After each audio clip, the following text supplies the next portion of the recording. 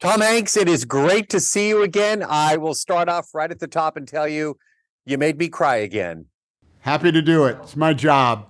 All right, Tom. So this particular film made me think of a story. I'm not Otto, okay? I am not Otto, your character in this film, but I recently ran for a position on my HOA board because I was tired of people parking in front of my house. And I know Otto has similar situations in this particular film. So that's what it made me think of. So I got news for you. You are Otto because you walk out and say, "Who parked here? Why would they park there? Why? What sign do they not know how to read about where they can and cannot park?" Ignorance of the law is no excuse, my friend. So you are Otto. If you are actually going to be on the the homeowners association board.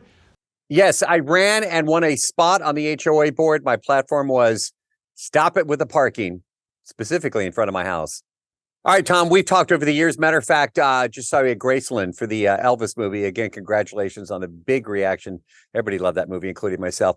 But you're a nice guy. You are a really nice guy. And your character in this film, Otto, well, he's cranky. So I want to know what you had to channel to become that cranky Otto character. Oh, careful. No, you know the public me. Just wait. Okay, let me ask you this question. Do you subscribe to a lot of streaming services? Yes. Say you're going to watch something on a specific streaming service, right? You got the remote, you press menu on, you flick the thing, you go back and forth. First of all, you can't find it the first time. Why would you be able to find it? You have to go through a bunch of stuff. Then you finally go on, you sign in. Uh-oh, wait a minute. I have to enter my passcode again. I just did this. What's my email address? Where did I put the passcode down? Now it's asking me for my billing information and the like. Now it just froze. Now it's just telling me it's not working at all. Now, I go through that and the dog leaves the room because they know that I am going to start yelling about why would this work for me, and can my password be "I hate you all"? Can that be my password? I hate you all. So there's no channeling that is necessary to go into becoming Otto. All I have to do is transpose just a few minutes of my day into the set, and all my work is done for me. Tell me about the heart and soul of this movie, A Man Called Otto, and what will stick with you after playing this character?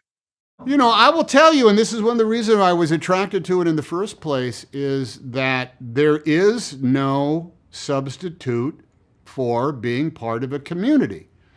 I've in Los Angeles, you don't necessarily get to know your neighbors, but there is a type of thing that can happen on occasion where you all kind of like are thrown in together and you get to know each other.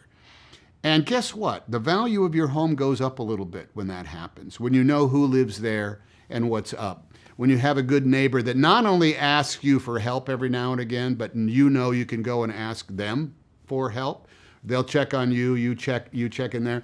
That part of being an actor is part of being in an ensemble, and you're all together for a very specific purpose, and you respect each other. Sometimes you like each other a lot, and you end up being part of something that creates something good. Well, that's a metaphor for a way in order to live our lives, in which you can be lonely inside your house, but you can be experiencing solitude in the hours of when you're alone, but you can be a part of something much bigger than yourself, and that actually makes life better. Not necessarily, worth living, sure, it just raises the quality of life. It's like I always admire, I feel that people who live next door to a school, like a grammar school, I think they're lucky, because they get to hear nothing but kids play at recess in the course of the day. And there's no better music in the world. Now, some people would say, the last thing I want, I can't take a nap now because it's going to be recess. I'll be able to sleep during recess because I know there's just a bunch of kids over there goofing around. That's the great reward that we get, I think, for being open to beyond our own individual closed borders. And I feel bad for people who can't do that. I wish, you know, and Otto, I mean, good Lord, the last thing he wants is to have a bunch of Mexicans move across the street from him. But the best thing that happened to him was this family of Mexicans moved across the street from him, you know, and they now he's a part of a much bigger circle than he would have been normally. So without them. So you never know where, as long as you're open to it, there's always the possibility of something happening that you never knew was going to happen, but it does. And it makes your life bigger. And there's nothing wrong with living a bigger life. My friend, thank you for this film, A Man Called Otto. It's always a thrill and always a pleasure to speak with you, Tom Hanks. Be safe. All right. Take care. Good to see you. Happy Christmas.